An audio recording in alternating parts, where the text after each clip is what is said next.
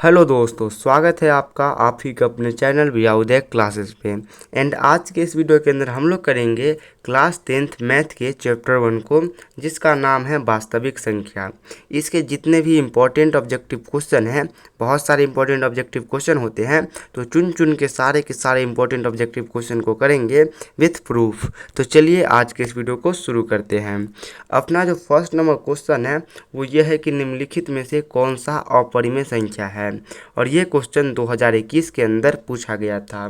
तो इन चारों में से हमें अपरिमेय संख्या को पहचानना है, लेकिन इससे पहले हमें ये पता होना चाहिए कि अपरिमेय संख्या क्या होता है।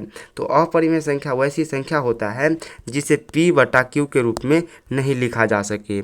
ठीक है, p/q के रूप में नहीं लिखा जा सके।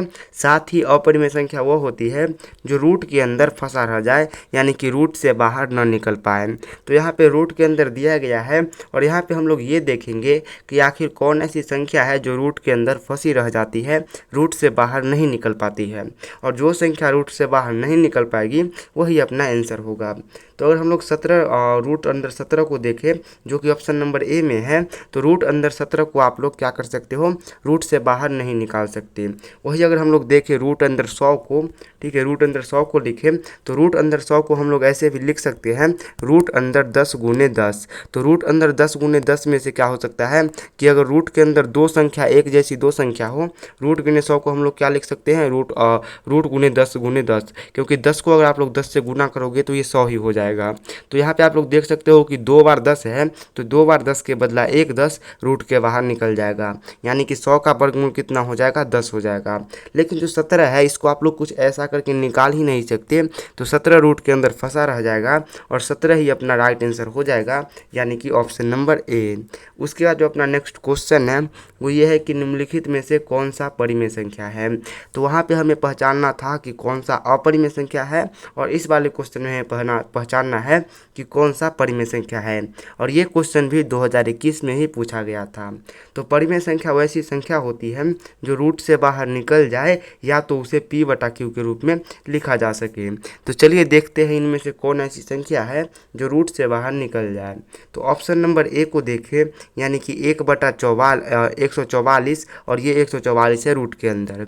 तो रूट के बाहर निकालने के लिए हम लोग क्या करेंगे, ये एक का वर्गमूल क्या हो जाएगा, तो एक का वर्गमूल हो जाएगा 1, और ये 144 है, उसका वर्गमूल हो जाएगा 12। मैं यहाँ पे ऊपर लिखता हूँ मिटा करके। तो 1/144 था अपना, ठीक है, 144, और ये रूट के अंदर था। तो ये एक के बदला हम लोग एक ही लिखेंगे, और 144 को हम लोग लिख सकते हैं 12 गुने 12, और ये हो जाएगा रूट के अंदर। अब यहाँ पे 1 गुने 1 भी लिख सकते हैं एक को, क्योंकि 1 को 1 से गुना करोगे तब पर भी वो 1 ही रहेगा, और 12 को 12 से गुना करोगे तो वो 144 होगा। और रूट अपना पहले से ही था, तो पहले से ही हमने रूट दे दिया है। अब 2 1 के बदला 1 1 बाहर निकल जाएगा, और 2 12 के बदला 1 12 बाहर निकल जाएगा, रूट अपना समाप्त हो जाएगा। यानी कि जो 1/144 है उसका 1/144 है, उसके बदला 1 बाहर रूट से बाहर निकलता है। तो जो संख्या रूट से बाहर निकल जाए वही परिमेय संख्या होता है। तो यहाँ पे ऑप्शन नंबर ए बिल्कुल ही राइट आंसर हो जाएगा, यानी कि ये परिमेय संख्या है। उसके बाद जो अपना नेक्स्ट क्वेश्चन है वो ये है कि निम्नलिखित में से कौन अभाज्य संख्या है। तो यहाँ पे हमें अभाज्य संख्या को पहचानना है कि इन चारों में से कौन अभाज्य संख्या है। तो इसके लिए हमें पता होना चाहिए कि अभाज्य संख्या कहते किसे हैं। तो वैसी संख्या जो सिर्फ और सिर्फ खुद से या फिर एक से विभाजित हो, यानी कि उसमें भाग सिर्फ और सिर्फ खुद से यानी और एक से लगाया जा सके, वैसी संख्या को हम लोग अभाज्य संख्या कहते हैं। तो यहाँ पे अगर हम लोग देखें 27 को, तो ये 27 जो है इसमें हम लोग 3 से भाग लगाएंगे तो ये 9 मरतबे पूरा का पूरा 27 कट जाएगा। वही हम लोग क्या कर सकते हैं, 27 में 9 से भी भाग लगाएंगे अगर हम लोग 27 में, तो ये क्या होगा, तो ये 3 मरतबे कट जाएगा, ठीक है। लेकिन और खुद 27 से भी अगर हम लोग 27 में भाग लगाते हैं तो ये 1 मरतबे कट जाएगा। उसके बाद अगर हम लोग 35 को देखें, तो ये जो 35 है इसमें अगर हम लोग 5 से भाग लगाएंगे तो 7 मरतबे, और जो 35 है इसमें हम लोग क्या करें, 7 से भाग लगाए तो ये 5 मरतबे, और जो अपना 35 है इसमें हम लोग 35 से भाग लगाए तो ये एक मरतबे कट जाएगा। मतलब ये संख्या खुद से भी कट रही है और दूसरों संख्या से भी कट रही है। उसके बाद अगर हम लोग 13 को देखें तो 13 में हम लोग की कोई भी ऐसा संख्या नहीं है जिससे भाग लगाए तो ये कटे। 13 में हम लोग क्या करेंगे, 1 से भाग लगा देंगे तो ये 13 मरतबे कट जाएगा। वही एक और काम क्या कर सकते हैं, 13 में हम लोग खुद 13 से ही भाग लगाएंगे तो ये एक मरतबे कट जाएगा। मतलब 13 एक ऐसी संख्या है जो सिर्फ और सिर्फ 1 से और खुद से यानी कि 13 से ही कटती है। तो और हमारा जो अभाज्य संख्या का परिभाषा था वो भी यही था कि वो ऐसी संख्या जो सिर्फ और सिर्फ खुद से या फिर 1 से कटे उसे अभाज्य संख्या कहते हैं।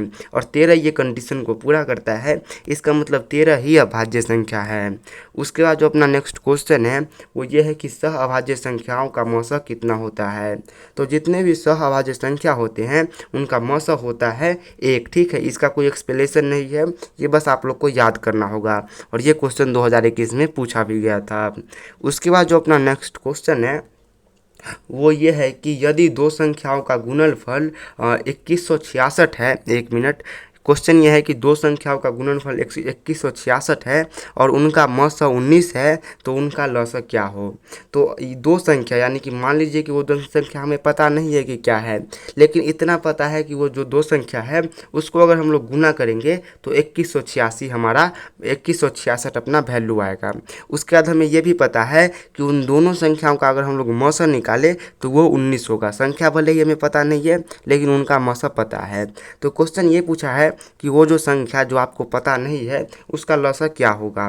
तो ऐसे में आप लोग को करना क्या है कि जो भी गुणनखंड दिया हो, गुणनफल दिया हो, जैसे कि यहाँ पे 2166 दिया है तो इस 2166 को जो भी मौसा दिया हो उससे आप लोग को भाग कर देना है। तो अगर आप लोग 2166 को भाग करोगे 19 से तो आंसर आएगा 114 और 114 जो होगा वही अपना LCM यानी कि लौसा होगा। तो option number C right answer हो जाएगा। और वैसे ही क्वेश्चन ये दे दे गुणनफल दे करके मौसा न दे करके यहाँ पे लौसा दे दे और लौसा के जगह पे मौसा पूछ दे तो भी आप लोग को सेम काम करना है कि जो गुणनफल दिया गया हो उससे आप लोग को लौसा से भाग लगा देना है तो आप लोग को मौसा मिल जाएगा। उसके बाद जो अपना नेक्स्ट क्वेश्चन है वो ये है कि यदि m एक धनात्मक पूर्णांक है तो धनात्मक विषम पूर्णांक का रूप क्या होगा। तो m एक धनात्मक पूर्णांक है। अब धनात्मक पूर्णांक क्या होता है, तो 1 होता है, 0 होता है, 2 होता है, 3 होता है, 4 होता है। ऐसी ही जो गिनती की संख्या होती है जो प्लस में होती है उसे हम लोग धनात्मक पूर्णांक बोलते हैं। ठीक है, माइनस वाला ही पूर्णांक होता है लेकिन वो ऋणात्मक पूर्णांक होता है। तो ऐसे ही धनात्मक पूर्णांक हो जाएगा 5, 6, 7, 8, 9, 10 जो भी हो जाएगा। तो हमें ये कहा गया है कि जो m है ये धनात्मक पूर्णांक के बराबर है। अब वो धनात्मक पूर्णांक कोई भी हो सकता है, वो 0 हो सकता है, वो 1 हो सकता है, 2 हो सकता है, 3 हो सकता है, 4 हो सकता है, 5 हो सकता है, 6 हो सकता है, 1000 हो सकता है, 100 हो सकता है, कोई भी हो सकता है, लेकिन होगा वो m। हमें पता नहीं है कि क्या है, बस हमें पता है कि ये एक धनात्मक पूर्णांक है बस। उसके बाद क्वेश्चन ये पूछा गया है कि m को आखिर हम लोग किस रूप में सजाए, किस रूप में रखें कि वो क्या हो, तो धनात्मक विषम पूर्णांक के रूप का हो। तो सबसे पहला रूप हमें दिया गया है 4m+2 के रूप में। तो 4m+2 के रूप में तो 4 का 4 लिखेंगे और m के जगह पे कोई भी धनात्मक पूर्णांक को ले लीजिए। तो m गुना में है 4 के साथ तो गुना का चिन्ह देंगे और मेरे को पसंद है क्या, तो 0 एक प्रकार का धनात्मक पूर्णांक है। तो हम लोग क्या करते हैं, 0 को छोड़िए हम लोग 1 को लेते हैं क्योंकि 1 सबका फेवरेट नंबर होता है और ये धनात्मक पूर्णांक भी है तो धनात्मक पूर्णांक हमने ले लिया। उसके बाद +2 में है तो +2 ले लिया। उसके बाद अगर आप लोग इसको गुना करोगे तो 4 को 1 से गुना करने पे हो जाएगा 4 और 4 में 2 जुड़ेगा तो ये हो जाएगा 6। तो 6 क्या है, एक प्रकार का धनात्मक पूर्णांक है लेकिन ये धनात्मक सम पूर्णांक है।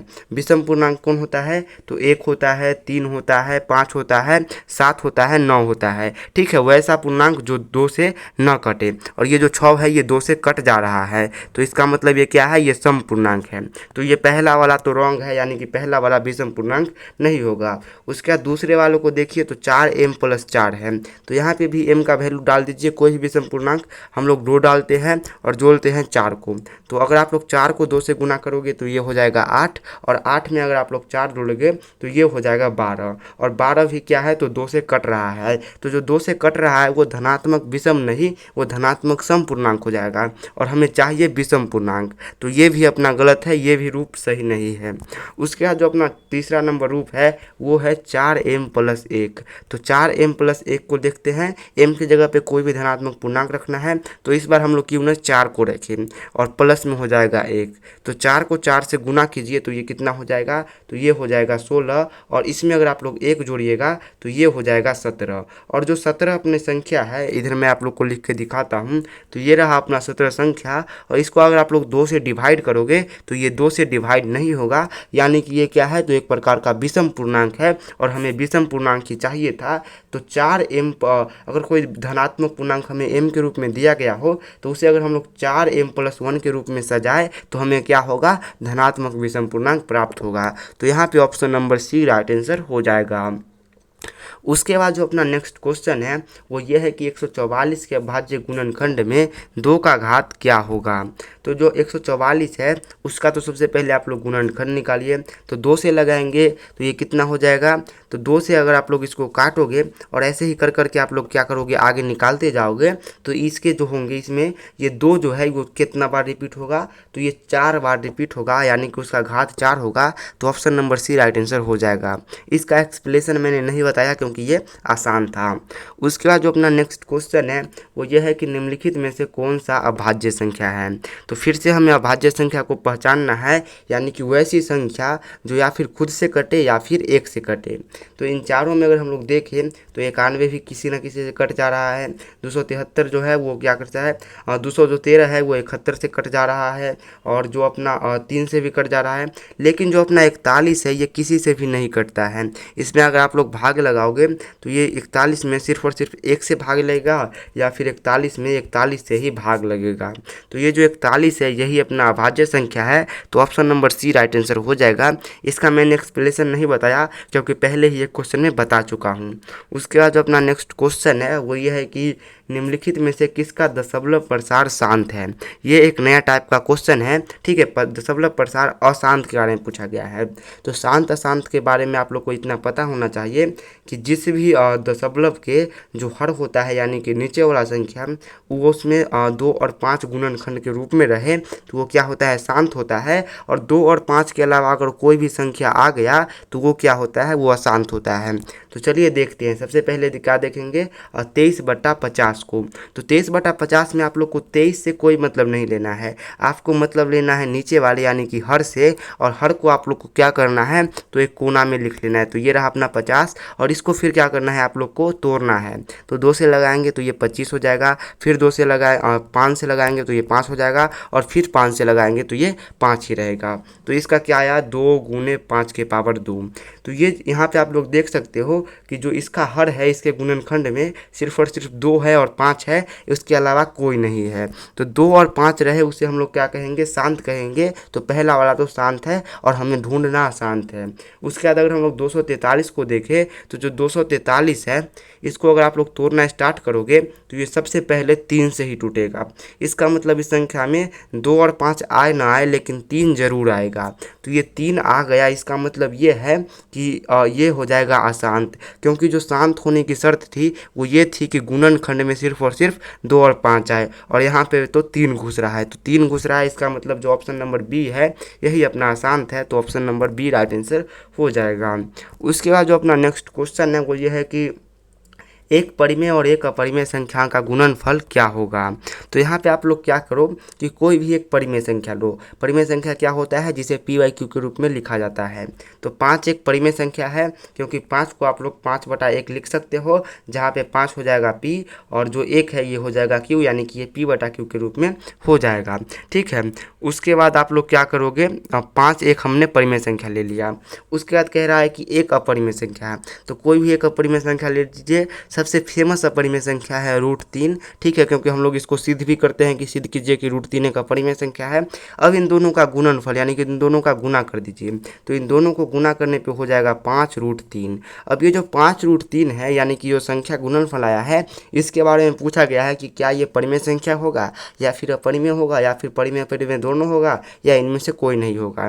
तो ये जो संख्या है 5√3 ये एक प्रकार का अपरिमेय संख्या होगा, क्योंकि ये जो 5 है ये तो अपना परिमेय संख्या है, लेकिन ये जो रूट अंदर 3 है ये अपना एक अपरिमेय संख्या है।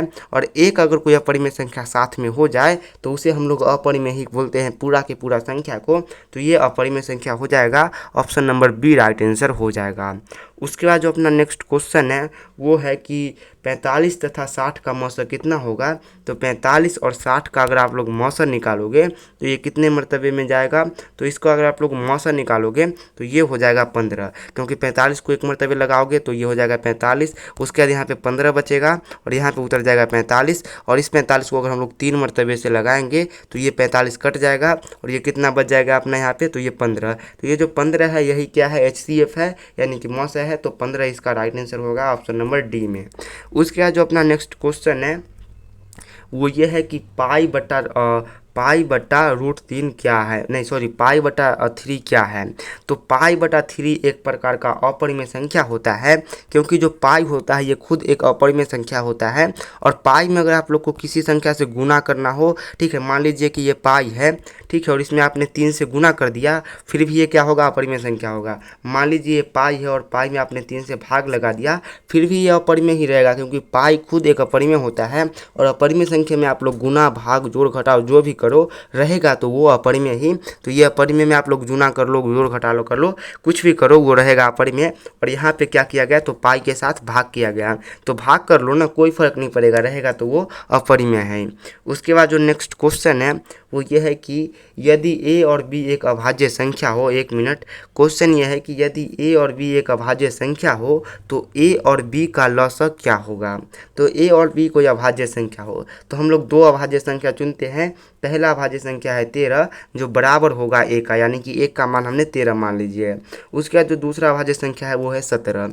तो इन दोनों का अगर आप लोग लॉसक निकालोगे तो 13 और 17 का लॉसक हम लोग कैसे निकालते थे, तो जब लॉसक नहीं निकलता था किसी भी संख्या का तो उसे हम लोग गुना कर देते, यानी कि 13 गुने 17 कर देते थे। तो a और b भी एक प्रकार का अभाज्य संख्या है, हमें पता नहीं है कि वो कौन सा है, लेकिन है वो अभाज्य संख्या ही।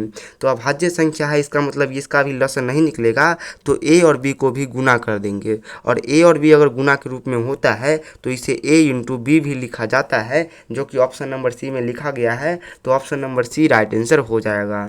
उसके बाद जो अपना नेक्स्ट क्वेश्चन है वो ये है कि निम्नलिखित में से कौन अभाज्य संख्या है।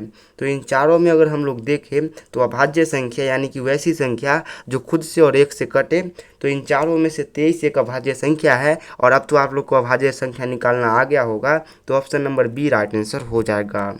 उसके बाद जो अपना नेक्स्ट क्वेश्चन है वो ये है कि निम्नलिखित में से कौन परिमेय संख्या है। और ये परिमेय संख्या वाला क्वेश्चन फिर से दोहराया है, ये 2020 में पूछा गया था। तो परिमेय संख्या का मतलब होता है कि जो रूट से पूरा पूरा निकल जाए। तो पहला वाला जो है वो क्या है, तो 2 माइनस रूट 3 है। तो जो अपना 2 है ये तो क्या है, एक परिमेय संख्या है, लेकिन ये जो माइनस रूट 3 है ये अपरिमेय संख्या है। तो ये माइनस रूट 3 को लेकर के पूरा का पूरा संख्या अपरिमेय हो जाएगा। मतलब ऑप्शन ए तो पहला ही चांस उसका खत्म हो गया। ऑप्शन बी को देखिए तो रूट 5 है, और जो रूट 5 है ये जो 5 रूट के अंदर है ये बाहर नहीं निकल सकता, और अगर बाहर नहीं निकल सकता कोई संख्या रूट से तो वो भी अपरिमेय है, मतलब दूसरा का भी चांस खत्म। अब आप लोग देखिए तीसरे को, तो जो तीसरा है वो है 2 रूट 3 और बट्टा में रूट 3। तो ये क्या है, ये एक प्रकार का परिमेय संख्या है। आप बोलो कि कैसे परिमेय संख्या है, रूट 3 तो है वो रूट के अंदर है और रूट के बाहर निकल ही नहीं रहा है। तो यहाँ पे देखिए जो 2 रूट 3 है और बट्टा में 3 है, यानी कि 2 रूट 3 में 3 से भाग लगाया गया है। तो ये जो 3 है इस 3 को ख़त्म कर देगा, यानी कि काट देगा, तो बच जाएगा अपना सिर्फ और सिर्फ 2। और ये जो 2 है ये स्वतंत्र है, यानी कि इसे p बटा q के रूप में लिखा जा सकता है। और जब p बटा q के रूप में लिखा जा सकता है तो ये परिमेय संख्या होगा ना। तो ये जो ऑप्शन नंबर सी है ये हो जाएगा अपना परिमेय संख्या। ये थोड़ा सा हार्ड था, इसको कॉन्सेप्ट में बोर्ड पे समझा दूंगा। उसके बाद जो अपना नेक्स्ट क्वेश्चन है वो ये है कि सबसे छोटी भाज्य संख्या और सबसे छोटी अभाज्य संख्या का मौसक कितना होगा। तो सबसे छोटी भाज्य संख्या कौन होती है और सबसे छोटी अभाज्य संख्या कौन होती है, ये अगर हमें पता चल जाए तो हम लोग उसका मौसक भी निकाल देंगे। तो जो सबसे छोटी भाज्य संख्या होती है वो होती है 4 को आप लोग भाग लगा सकते हो, बाकी 3 को आप लोग किसी भी संख्या से भाग नहीं लगा सकते हम। तो 4 क्या है, सबसे छोटी भाज्य संख्या है। और सबसे छोटी अभाज्य संख्या कौन है, तो सबसे छोटी अभाज्य संख्या है 2। ठीक है, इससे जो 1 है 1 को तो आप लोग खुद से भाग लगा सकते हो, लेकिन जो 2 है इसको आप लोग किसी भी संख्या से भाग नहीं लगा सकते, यानी कि यह भाज्य संख्या है। तो अगर 4 और 2 का मौसा निकाले तो इसका मौसा हो जाएगा 2। ठीक है, 4 2 का आप लोग मौसा निकाल लेना, ये 2 हो जाएगा। तो option number B right answer हो जाएगा। उसके बाद जो अपना नेक्स्ट क्वेश्चन है वो ये है कि दो लगातार संख्याओं का मौसा कितना होता है। और ये क्वेश्चन 20 में भी पूछा गया था, 21 में पूछा गया था। तो दो लगातार संख्या, तो कोई भी आप लोग दो लगातार संख्या ले लीजिए, जैसे कि 1 हो गया, 2 हो गया, 3 हो गया, 4 हो गया, तो और 5 हो गया, 6 हो गया। तो इनमें से कोई भी दो लगातार संख्या ले लीजिए। तो मेरा मन है 5 और 6 को लेना। तो अगर आप लोग 5 और 6 का मौसा निकालोगे तो मैं यहाँ पे निकाल के दिखा सकता हूँ। ये रहा 5 और ये रहा 6। 5 कितना मरतबे लगेगा, एक मरतबे लगेगा, तो यहाँ पे 5 हो जाएगा। उसके बाद यहाँ से बचेगा कितना, 1। उसके बाद इधर ये जो 5 है ये यहाँ पे आ जाएगा, और इस 1 से अगर हम लोग 5 में भाग लगाएंगे तो ये 5 मरतबे में पूरा ख़त्म हो जाएगा। तो ये जो 1 है यही है क्या, HCF। तो कोई भी दो लगातार संख्या लीजिएगा और उसका HCF यानी कि मौसा निकालिएगा तो वो 1 होगा। एग्जाम्पल के लिए आप लोग क्या कर सकते हो, 4 और 3 का मौसा भी निकाल सकते हो। 3 को लगाएंगे हम लोग कितने मरतबे, 1 मरतबे, तो यहाँ पे हो जाएगा 3, यहाँ पे बच जाएगा 1। उसके बाद जो ये 3 ऊपर था वो नीचे आएगा, और इसमें हम भाग लगाएंगे तो 3 मरतबे में 3 पूरा खत्म हो जाएगा। यहाँ पे भी 1 HCF निकलता है। तो कोई भी दो लगातार संख्या ले लीजिए और उसका मौसा निकालिए तो वो 1 ही होगा। उसके बाद जो अपना नेक्स्ट क्वेश्चन है वो ये है कि 7 + 3 रूट अंदर 3 क्या है। और ये क्वेश्चन 2019 के अंदर पूछा गया था। तो यहाँ पे देखिए 7 है, प्लस में 3 है और रूट अंदर 3 है। तो 7 + √3 क्या है, एक प्रकार का परिमेय संख्या है। लेकिन ये किसके संगत में है, तो ये संगत है एक अपरिमेय संख्या। और ये जो अपरिमेय संख्या है √3, ये बहुत ही फेमस अपरिमेय संख्या है। तो ये अगर अपरिमेय संख्या है तो ये दोनों को भी अपरिमेय संख्या बना देगा। ठीक है, तो ये क्या हो जाएगा, पूरा का पूरा अपरिमेय हो जाएगा। √2 है, सॉरी, ठीक है, √2। और √2 भी काफ़ी फेमस अपरिमेय संख्या है। तो बस इस √2 के लिए ये बेचारा दोनों का दोनों अपरिमेय हो जाएगा। तो option number B right answer हो जाएगा। उसके बाद जो अपना 19 नंबर क्वेश्चन है वो ये है कि 0 और 50 के बीच कितनी विषम संख्या है। तो क्वेश्चन ये पूछा है कि जो 0 से पहाड़ा शुरू होता है, 0, 1, 2, 3, 4, 5 और ऐसे ही चल चल के ये 50 तक पहाड़ा जा रहा है। और तो इस पहाड़े के अंदर कितनी विषम संख्या है, यानी कि कितनी ऐसी संख्या है जिसे 2 से भाग नहीं लगाया जा सकता है। तो ये पूछा गया है क्वेश्चन के अंदर। तो अगर आप लोग 0 से लेकर के 50 के अंदर ऐसी संख्याओं को ढूंढोगे जिसे 2 से भाग नहीं लगाया जा सकता, तो यहाँ पे आप लोग देखो 1, 2, 3, 4, 5, 6, 7, 8, 9, 10, 11। ठीक है, और भी संख्या है लेकिन हम लोग 11 तक ही समझेंगे। तो इनमें खोजो, 1 को क्या कर सकते हैं, लगा सकते हैं 2 से भाग, लेकिन 3 को 2 से भाग नहीं लगा, सॉरी 1 को नहीं लगा सकते। तो ये 1 अपना हो गया पहला संख्या जिसे 2 से भाग नहीं लगा सकते, यानी कि विषम संख्या। 3 भी अपना विषम संख्या, यानी कि इसे भी 2 से भाग नहीं लगा सकते। फिर 5 में भी 2 से भाग नहीं लग सकता है, 4 में तो लग सकता है। उसका 7 में क्या हो सकता है, 2 से भाग नहीं लग सकता है। 8 में 2 से भाग लगाएंगे तो 4 मरतबे हो जाएगा। 9 में 2 से भाग नहीं लग सकता है, 10 में लगाएंगे तो 5 मरतबे। 11 में नहीं लगाएंगे, 11 में लगाएंगे तो नहीं लगेगा। तो यहाँ पे गिनिए क्या हो गया, 11 हो गया 1, और 9 हो गया 2, 7 हो गया 3, और 5 हो गया 4, और जो 3 है ये हो गया 5, और ये कितना है, तो जो 1 है ये अपना हो गया 6। तो 11 तक हम गिनती में हमने कितना निकाला, 6 अपरिमेय संख्या निकाला। तो ऐसे ही अगर आप लोग 50 तक में निकालोगे तो 25 ऐसी संख्या निकलेगी जिसे आप लोग 2 से भाग नहीं लगा सकते हो, यानी कि विषम संख्या। तो option number B right answer हो जाएगा। उसके बाद जो अपना नेक्स्ट क्वेश्चन है वो ये है कि निम्नलिखित में से कौन अपरिमेय संख्या है। तो अपरिमेय संख्या फिर से वही जो रूट के अंदर फंसा रह जाए उसे अपरिमेय संख्या कहते हैं। ठीक है, सॉरी ये क्वेश्चन गलत है। ठीक है, क्वेश्चन ये होना चाहिए कि निम्नलिखित में से कौन अपरिमेय संख्या नहीं है। ठीक है, ये क्वेश्चन ही गलत है, यानी कि कौन परिमेय संख्या है। तो परिमेय संख्या किसे कहते हैं, जो रूट से बाहर निकल जाए। तो अगर 121 को निकालोगे तो ये 11 × 11 होकर के रूट से बाहर 11 निकल जाएगा। तो ये क्या हो जाएगा, option number D right answer हो जाएगा, क्वेश्चन को अगर हम लोग चेंज करें तो। उसके बाद जो अपना नेक्स्ट क्वेश्चन है वो ये है कि यदि P तथा Q 2 अभाज्य संख्या है तो उनका मौसा क्या होगा। तो यहाँ पे P और Q क्या है, तो 2 अभाज्य संख्या है। हमें पता नहीं है कि वो कौन से अभाज्य संख्या है, और सेम क्वेश्चन हमने पीछे भी किया था जहाँ पे P और Q के जगह पर A और B था। तो हमें पता नहीं है कि वो कौन अभाज्य संख्या है, कोई सी भी हो सकती है। दुनिया में जितनी भी अभाज्य संख्या है उनमें से कोई भी आप लोग ले लो। तो यहाँ पे एक 7 अभाज्य संख्या है, इसको मान लेते हैं ये P के बराबर है, और Q के बराबर हम लोग ले लेते हैं 11 को, क्योंकि 11 भी एक प्रकार का अभाज्य संख्या है।